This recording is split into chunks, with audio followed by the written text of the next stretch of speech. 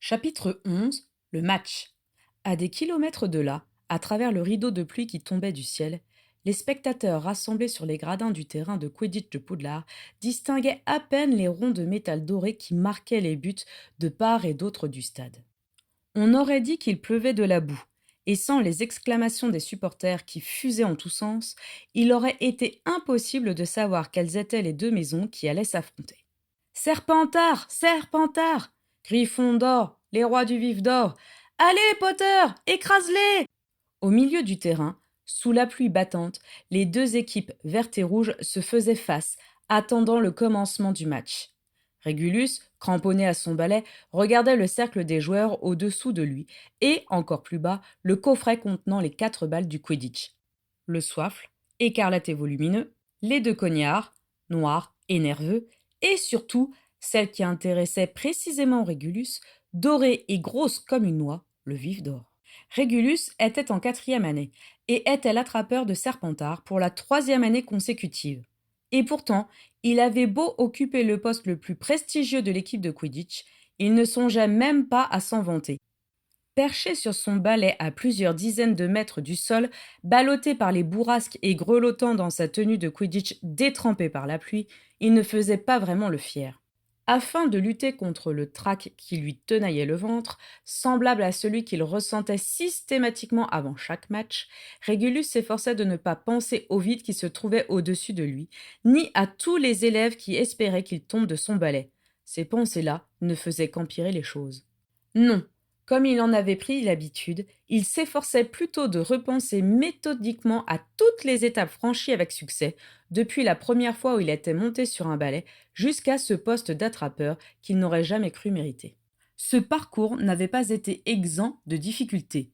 Si dès les premières leçons de vol, leur professeur l'avait complimenté sur la précision de sa trajectoire et son aisance aérienne, l'idée de faire partie de l'équipe de Quidditch lui avait paru insurmontable.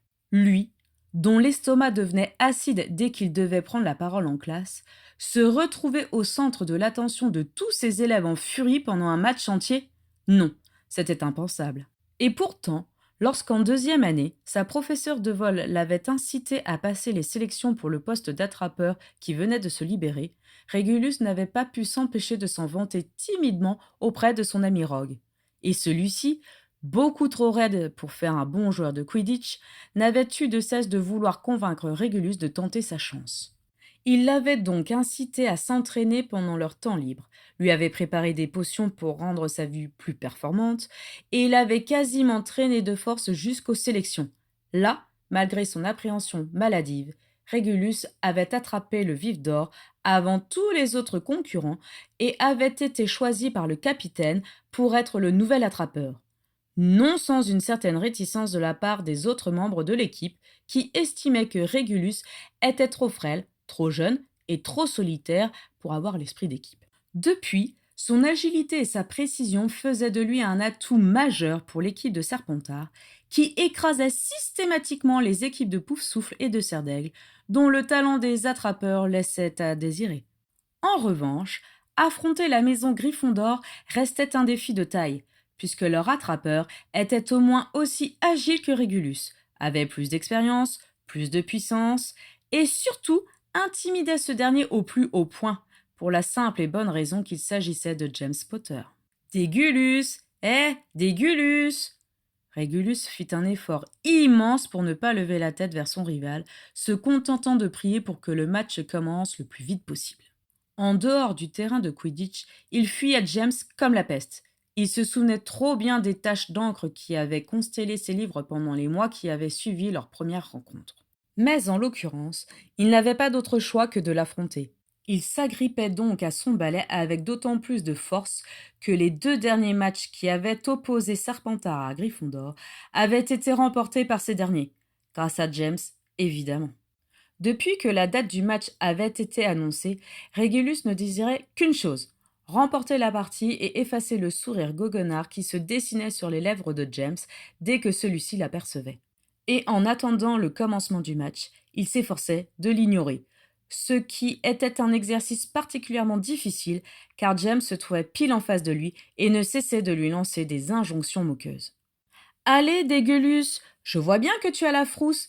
Déclare forfait, arrêtons là. Allons nous changer et boire un bon chocolat chaud. Ça arrangera tout le monde. Régulus serra les dents et se retint de répondre. Sur le terrain de la répartie, Jem serait toujours vainqueur. Il fallait se résoudre à le laisser dire. Régulus ne devait avoir qu'un seul objectif en tête, attraper le vif d'or avant ce crétin.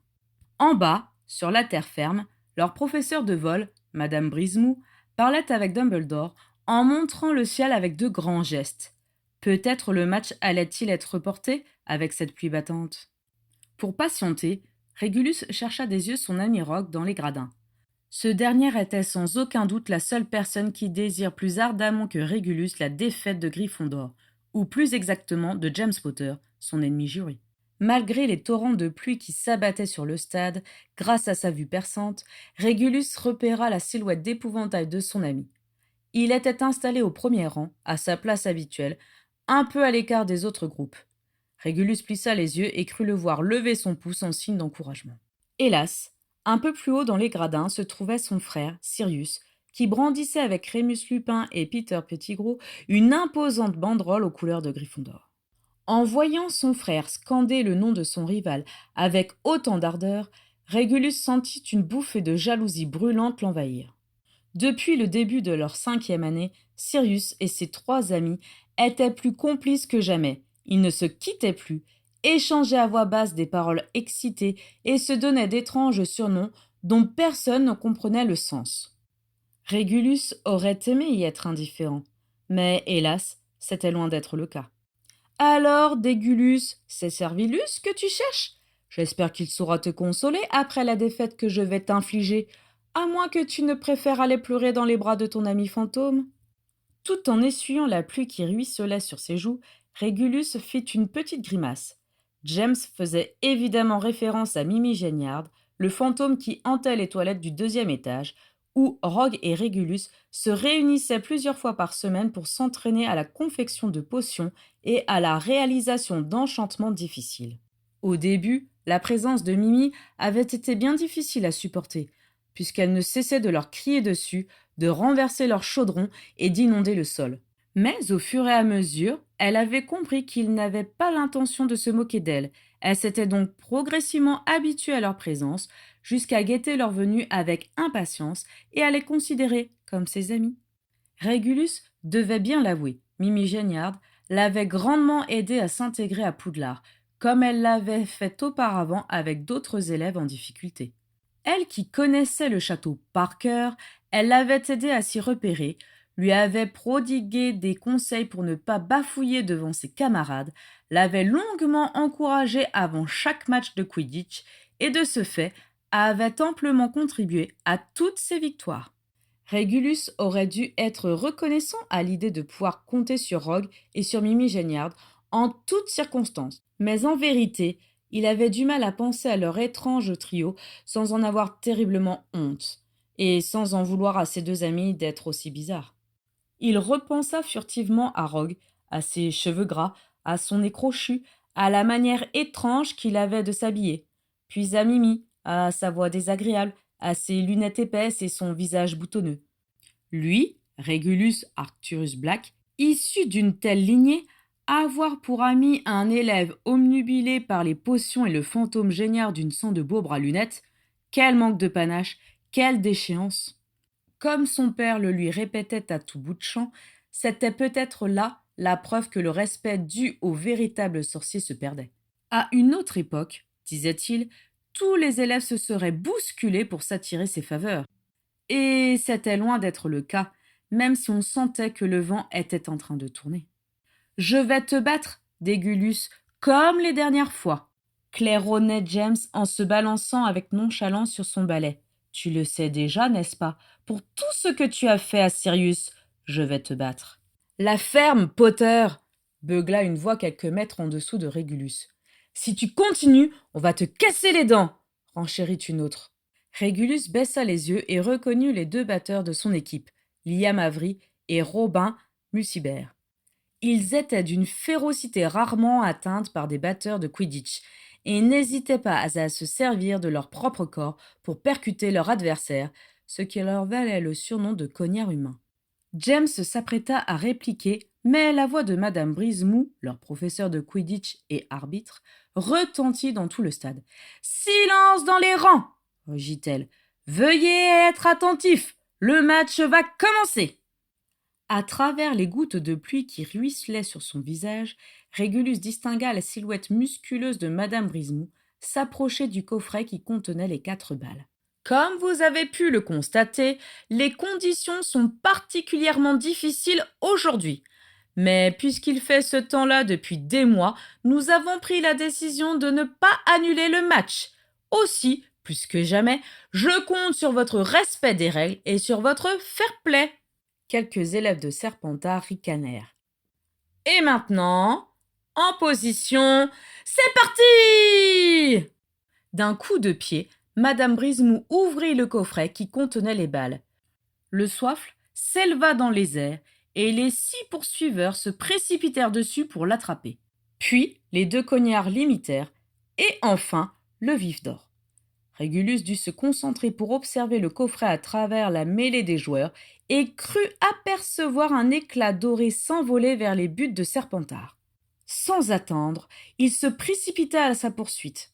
Aussitôt, la voix familière de Debbie Bradley se mit à grésiller à travers le stade.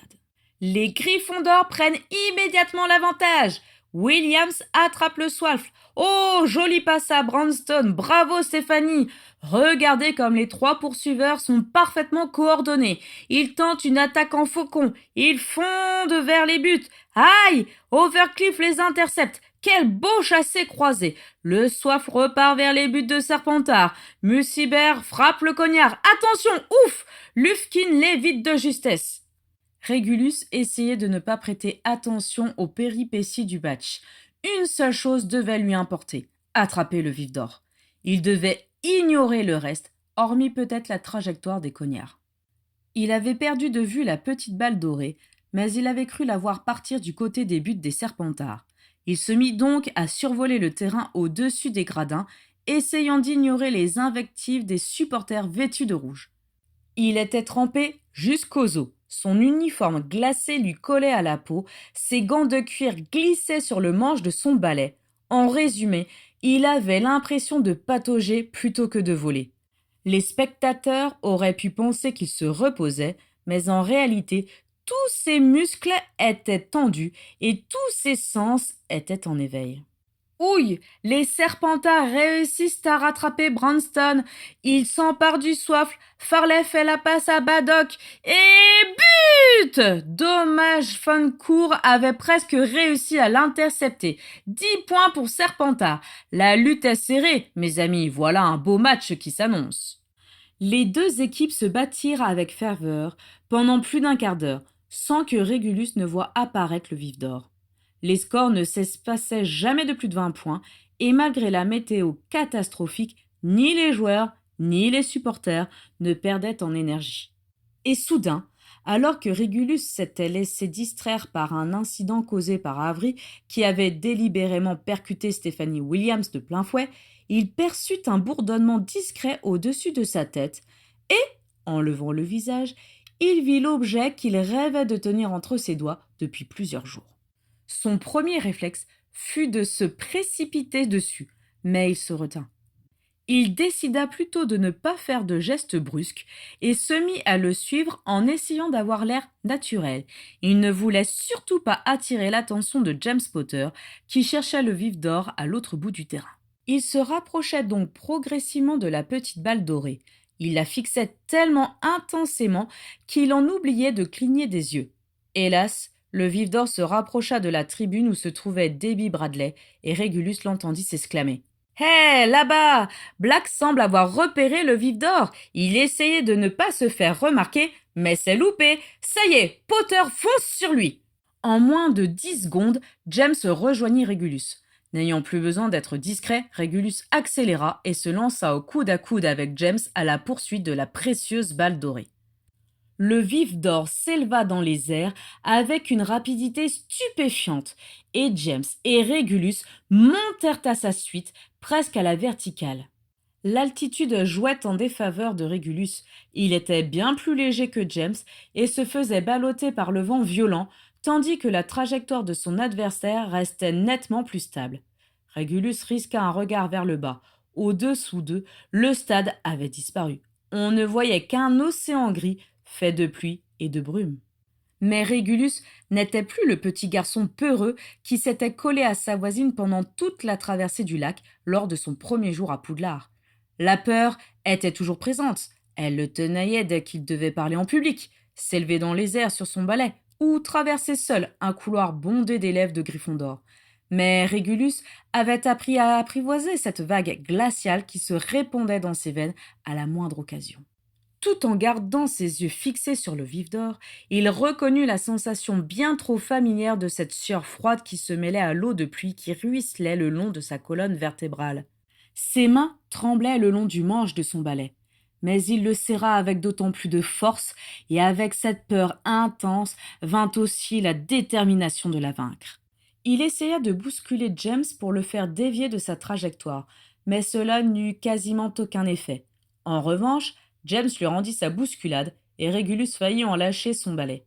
Ses mains ripèrent sur le manche, le faisant perdre le contrôle de sa trajectoire. Son ascension s'interrompit et il tomba en chute libre de plusieurs dizaines de mètres avant que sa prise soit assez ferme sur le balai pour le stabiliser. Il dut s'arrêter pour reprendre ses esprits et passa plusieurs minutes à observer la mer de brume qui s'étendait partout autour de lui, pantelant et grelottant. Il se sentait pathétique et furieux contre lui-même. Il avait perdu James de vue et celui-ci ne tarderait pas à attraper le vif d'or. Il allait devoir redescendre, piteux, et supporter le spectacle de la foule d'élèves en délire qui acclamait James, Sirius en tête. Il allait devoir endurer les regards haineux du reste de son équipe qui serait écœuré d'avoir perdu. Égaré dans ses sombres pensées, il faillit ne pas remarquer la silhouette de James qui redescendait en piqué vers le sol. Le vif d'or avait décidé de regagner le terrain de Quidditch. Régulus avait donc encore toutes ses chances de gagner. Soudain revigoré, plus déterminé que jamais, il serra les dents et s'élança à toute vitesse à la poursuite de James. Il le rattrapa en un clin d'œil. Son esprit en alerte fonctionnait à toute allure et son balai s'efforçait de suivre la cadence. Grâce à sa petite taille, le vent lui opposait très peu de résistance. Il parvint à descendre quasiment à la verticale et se rapprocha ainsi du vif d'or, tandis que James peinait à descendre aussi vite. Ils crevèrent les nuages et débarquèrent au milieu du terrain, où la lutte faisait rage pour attraper le soifle ou percuter les adversaires avec des cognards. Aussitôt, la voix de Déby retentit. Ah, voilà nos attrapeurs favoris. Là aussi, la lutte est serrée. Le vif d'or fonce vers le milieu du terrain. En effet, le vif d'or filait droit vers la mêlée de joueurs qui luttaient pour s'emparer du soifle. Si Régulus le suivait, il serait dangereusement exposé. Il pourrait être percuté à tout moment. Potter fait un écart pour éviter Lufkin. Il s'éloigne du vif d'or. Black prend l'avantage. Grisé d'entendre cela, Régulus décida de maintenir sa trajectoire coûte que coûte. Pour cela, il frôla Stephanie Williams, qui rata un but à cause de lui. Il dut vriller pour éviter un cognard, mais réussit à se rapprocher du vif d'or. Black se faufile entre les joueurs. Quelle agilité! Il semble sur le point d'attraper le vif d'or. Mais Potter n'a pas dit son dernier mot. Il revient dans la course. Il fonce vers Black, bien décidé à ne pas le laisser gagner. Régulus avait l'impression de ne faire plus qu'un avec son balai. Il ne pensait plus à rien, ne réfléchissait plus. Il ne sentait ni le crépitement de la pluie sur son visage, ni la vibration du balai entre ses jambes, ni la brûlure de ses yeux qui débordaient de larmes. Comme s'il se trouvait dans un rêve, il desserra sa poigne autour du manche de son balai et avança sa main vers le vif d'or. Il n'était plus qu'à une vingtaine de centimètres, une dizaine. Potter se rapproche dangereusement de Black. Il prend de la vitesse. Par Merlin, c'est impressionnant. Il le rattrape. Régulus sentait la présence de James juste derrière lui. Il sentait à quel point il peinait à l'égaler en vitesse, lui qui était plus large d'épaules. Et devant lui, Régulus avait le sentiment que la petite balle dorée s'épuisait, renonçait peu à peu à lui échapper. Ces changements de direction se faisaient moins combatifs. Et maintenant, Régulus touchait les ailes argentées du vif d'or. Il en effleurait le métal froid et doré. Sa main se refermait. Il sentait la petite sphère si familière au creux de sa paume. Il la tenait. Est-ce que je vois ce que je vois brailla Davy Bradley. Oui, hélas, Black a attrapé le vif d'or. Serpentard l'emporte. Régulus avait ralenti l'allure sans même s'en rendre compte, tremblant d'épuisement. Les ailes du vif d'or frappaient contre le dos de sa main pour lui faire lâcher prise, mais il n'avait jamais serré quelque chose aussi fort. En dessous de lui, les supporters vêtus de vert hurlaient de joie triomphant. Certains sautaient sur place, manquant de glisser sur les gradins détrempés par la pluie. Serpentard avait gagné, Régulus avait gagné, et, plus important encore, il avait battu James. Il regarda autour de lui dans l'espoir de croiser un regard amical ou de voir quelqu'un s'approcher pour lui donner l'accolade. Mais tous les joueurs de Serpentard étaient occupés à se congratuler entre eux et ne lui accordaient plus aucune attention. Même Davy Bradley préférait énumérer les prouesses des poursuiveurs sans prendre la peine de masquer sa préférence pour la maison Gryffondor. La seule personne qui le regardait se trouvait à quelques mètres de lui, et il s'agissait, encore et toujours, de James Potter. Bien joué pour cette fois, Dégulus, dit-il avec mépris. J'espère que ça t'aidera à être un peu moins jaloux de moi. Régulus serra le poing, piqué au vif. Il tenta de trouver quelque chose à répliquer, mais ne parvint qu'à ouvrir la bouche pour la refermer aussitôt. Tu sais, ce n'est pas comme ça que Sirius va t'apprécier, poursuivit James, implacable. D'après lui, tu deviens de plus en plus idiot avec les années. Pas étonnant que tu n'aies aucun ami. En revanche, c'est à se demander si tu es vraiment de la même famille que Sirius. Les oreilles de Régulus se mirent à bourdonner, et il sentit son visage se couvrir de vilaines plaques rouges, comme chaque fois que quelqu'un mentionnait son manque de popularité, ou pire encore, le comparait avec son frère. En face de lui, les yeux noisettes de James le fixaient avec colère. Si seulement celui-là pouvait tomber de son balai, si seulement quelque chose pouvait le faire taire. Sans que Régulus ne comprenne pourquoi, le sourire moqueur de James s'évanouit brusquement, comme par miracle. Il regardait quelque chose qui se trouvait derrière l'épaule de Régulus, quelque chose qui se rapprochait avec un sifflement inquiétant. Hé cria-t-il en tendant le bras. Attention, derrière toi. Un peu sonné par la méchanceté de ce qu'il venait d'entendre, Régulus se retourna avec trop de lenteur, et sans pouvoir esquisser le moindre geste, il vit un cognard se rapprocher de lui à une vitesse effrayante. La vision du terrain de Quidditch et des banderoles vertes fut balayée par un éclair noir fulgurant, et avec une violence inouïe, la masse sphérique le percuta en pleine poitrine. Black cria Davy Bradley. Le souffle coupé, Régulus fut aveuglé par des centaines d'étoiles clignotantes. Projeté contre les tapisseries qui recouvraient les gradins, il se sentit glisser le long de celles-ci, avec l'impression que le monde tournait autour de lui à une vitesse vertigineuse.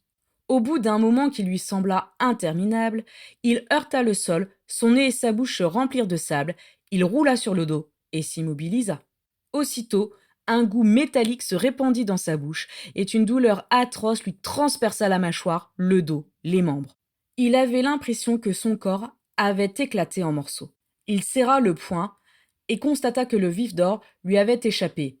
Il eut tout juste la force de tourner la tête vers le ciel et aperçut James au-dessus de lui, se rapprochant du sol pour lui porter secours. Quelle humiliation, pensa-t-il. Sous sa tête, le sable boueux trépidait, frappé de coups sourds. La pluie glaciale crépitait sur son front, sur ses joues. Puis un voile brumeux tombait devant ses yeux. Il entendit la voix de Davy Bradley, anormalement lointaine. Par Merlin! Quelle chute! Est-ce qu'il bouge encore? Régulus essaya de lever la tête, mais la simple contraction de sa nuque le vida de toutes ses forces, et il retomba dans le sable, inerte. Quelque part au-dessus de lui, il entendait des exclamations inquiètes, d'autres moqueuses, et parmi elles, il en était sûr, il y avait le rire sonore de Sirius. Tais-toi, mais tais-toi, pensa-t-il avant de s'évanouir.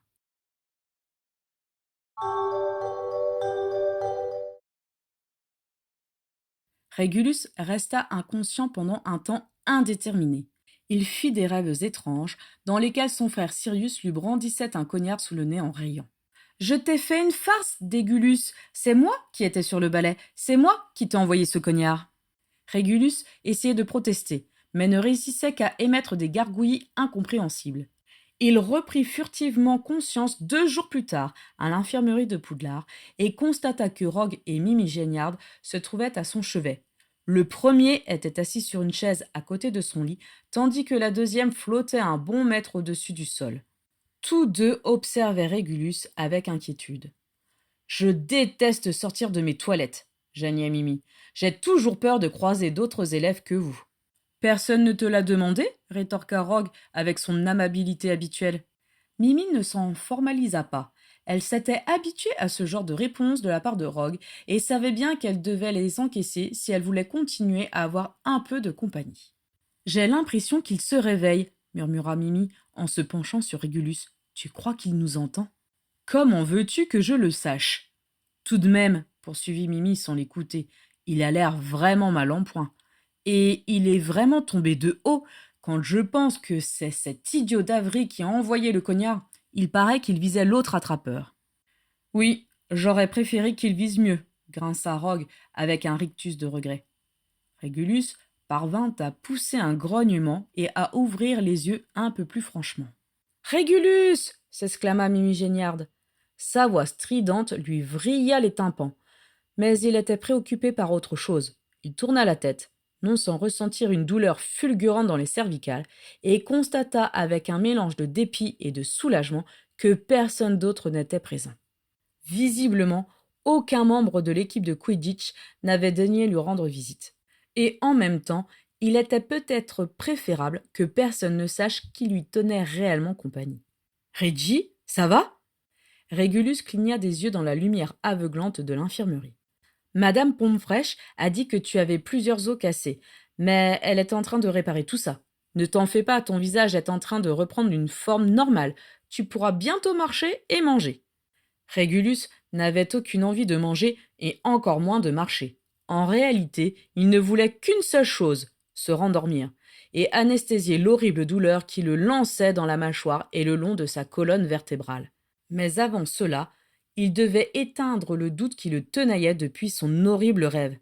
Et dans un premier temps, il ne parvint à émettre qu'une espèce de râle. Sa langue avait une texture étrange qui lui faisait penser à un morceau de tapis. J'ai... J'ai gagné, pas vrai? Demanda-t-il d'une voix rauque. Il eut alors l'impression que ses dents allaient tomber. Carrément, dit aussitôt Rogue. C'est alors seulement que Régulus remarqua que Rogue avait un œil au beurre noir et la lèvre supérieure enflée. Visiblement, il n'attendait rien tant que de raconter la fin du match à son ami. Potter était tellement furieux. Je n'ai pas pu résister. Je suis allé le titiller un peu, à la sortie des vestiaires. Bon, ça m'a valu une bonne dérouillée de la part des Griffons d'or, dit-il en montrant son visage tuméfié. Mais franchement, ça valait le coup. Rien que pour voir de près sa vieille tête toute déconfite. Avec la brume, je n'ai rien pu voir depuis le château, minauda Mimi Géniard. Mais je suis sûre que tu as été formidable.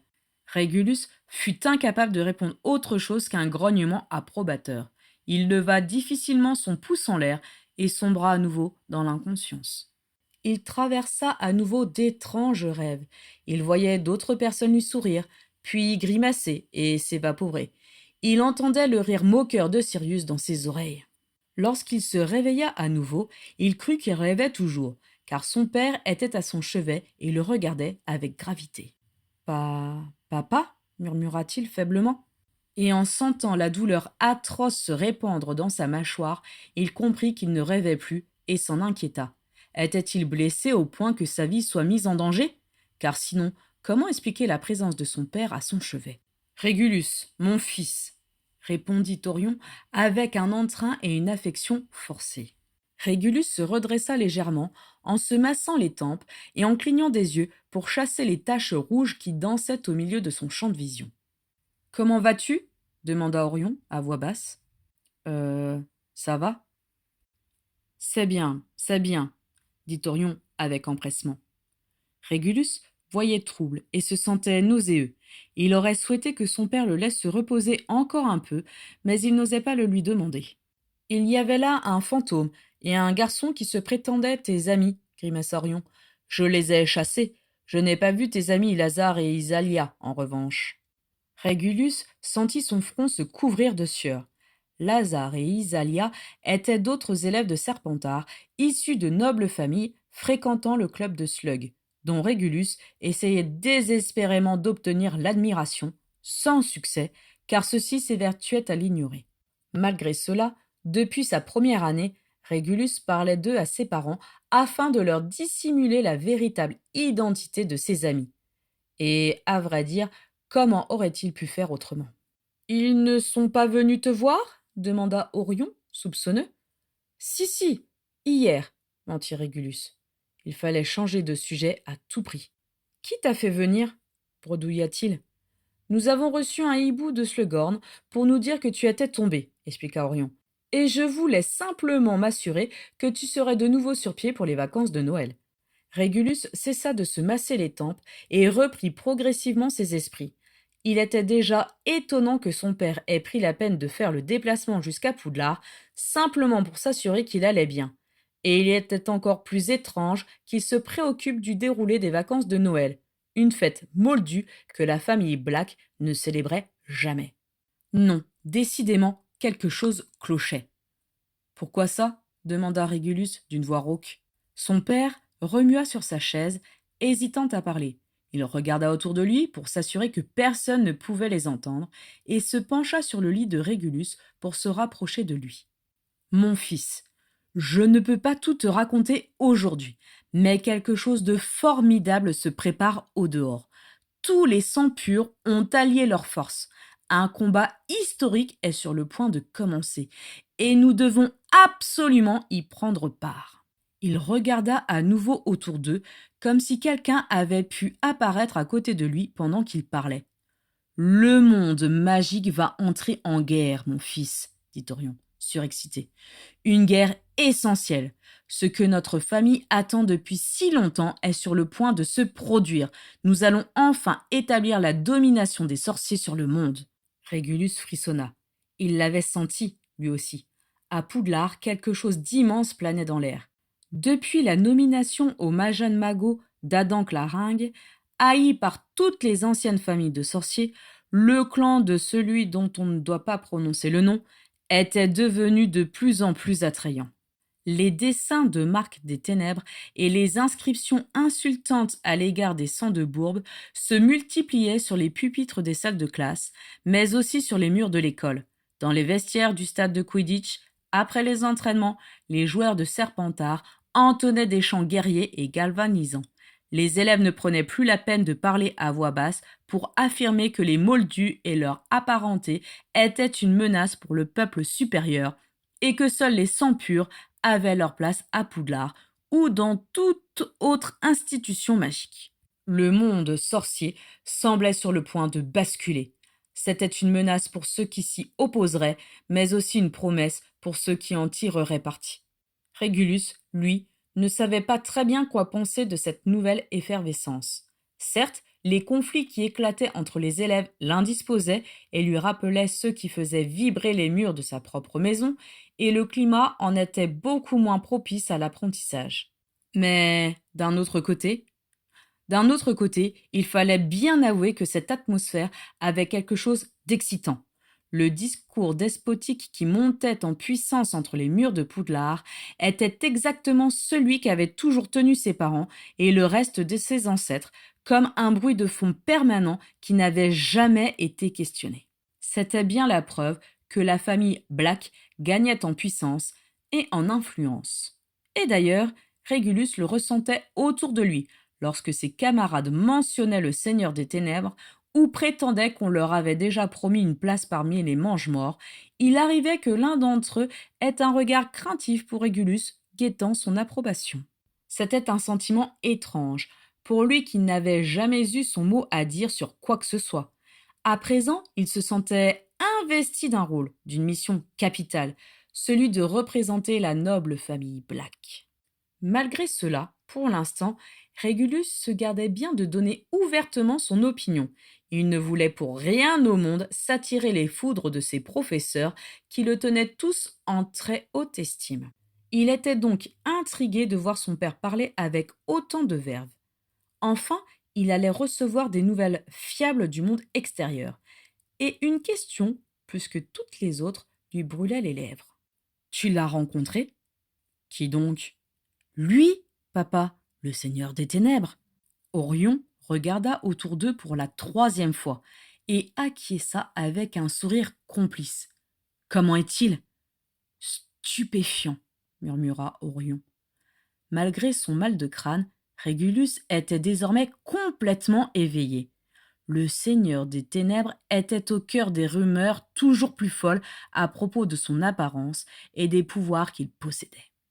Bellatrix dit qu'il peut ôter la vie d'un homme sans prononcer la moindre formule, dit Régulus, qu'il maîtrise la magie noire comme nul autre avant lui, et que sa puissance dépasse celle de tous les mages noirs qui l'ont précédé. Tout cela est vrai, mon fils, dit Orion, et ses intentions sont en tout point identiques aux nôtres. Régulus hocha la tête, fasciné. Aidé par son ami Rogue, il avait méticuleusement lu et conservé tous les articles de la Gazette du Sorcier qui mentionnaient Voldemort. À leurs yeux, les prouesses de cet homme étaient certes sinistres, mais aussi extraordinaires. Certaines rumeurs disent que sa voix fait frissonner la pierre, que ses gestes sont souples comme ceux d'un serpent, que l'on peut voir du feu rougeoyer au fond de ses yeux. Cela est vrai aussi, dit Orion, et si tout se passe comme prévu, tu pourras très vite le vérifier par toi-même. Vraiment? Quand cela? Orion se pencha encore un peu plus vers Régulus et posa sa main sur la sienne. Il semblait ravi de l'effet que produisaient ces paroles sur son fils. Dès que possible, tu pourrais le rencontrer à Noël si tu es remis sur pied. Régulus sentit un mélange de crainte et d'excitation se répandre dans ses veines. Le rencontrer? Cela voudrait dire que tu rejoindrais ses rangs, compléta Orion. Moi? Oui, toi. Régulus écarquilla les yeux. Les mange-morts sont beaucoup plus âgés, fit-il remarquer. Ils sont plus expérimentés. L'âge importe peu, assura Orion. Ton nom et ta prestance te suffiront. Bellatrix sera là, bien sûr. Régulus hocha la tête, sonné. Il n'arrivait pas très bien à réaliser ce qui était en train de se passer. À peine quelques jours plus tôt, l'issue du match de Quidditch et le regard des autres élèves étaient les seules choses qui comptaient à ses yeux. Et voilà que son père lui proposait d'accomplir quelque chose qui dépassait largement tout cela. Le professeur Slughorn est passé te voir tout à l'heure, poursuivit Orion en serrant la main de Régulus de plus en plus fort. Il m'a raconté le match de Quidditch, ton audace, ton courage, ton agilité. Il m'a aussi répété que tu étais un des élèves les plus brillants qu'il ait jamais eu. Orion lui posa une main sur l'épaule et Régulus retint un gémissement de douleur. Régulus, mon fils, je suis si fier de toi, dit-il sur un ton solennel. Contrairement à ton frère, tu es bel et bien le digne héritier de la famille Black. Le Seigneur des Ténèbres ne pourra que t'apprécier. C'est l'occasion pour toi de briller. Tu vas enfin redorer le blason de notre noble lignée et ainsi faire honneur à tous tes ancêtres. En entendant cela, Régulus devint comme hypnotisé. Ce genre de discours ne manquait jamais de l'enthousiasmer, l'occasion de briller, mais aussi peut-être d'impressionner tous les élèves qui le méprisaient jusqu'ici. Il en va de l'avenir de notre nom, tu dois en avoir conscience. Alors, tu es d'accord? Je peux compter sur toi? Régulus hésita un court instant, puis acquiesça aussi vigoureusement que lui permettaient ses cervicales endolories. C'est bien. Maintenant, je dois te laisser. Nous nous verrons dans quelques semaines au moment des vacances. D'ici là, ne dis rien à personne, pas même à Bellatrix. Elle pourrait gâcher notre effet de surprise. Et ne dis rien non plus à tes amis. Tout cela doit rester secret, tu comprends? À nouveau, Régulus acquiesça. Parfait, conclut Orion. Dans ce cas, repose-toi bien. Tâche de reprendre des forces. Il se leva et embrassa Régulus sur le front. Puis il quitta rapidement la pièce, comme s'il craignait que son fils ne change d'avis.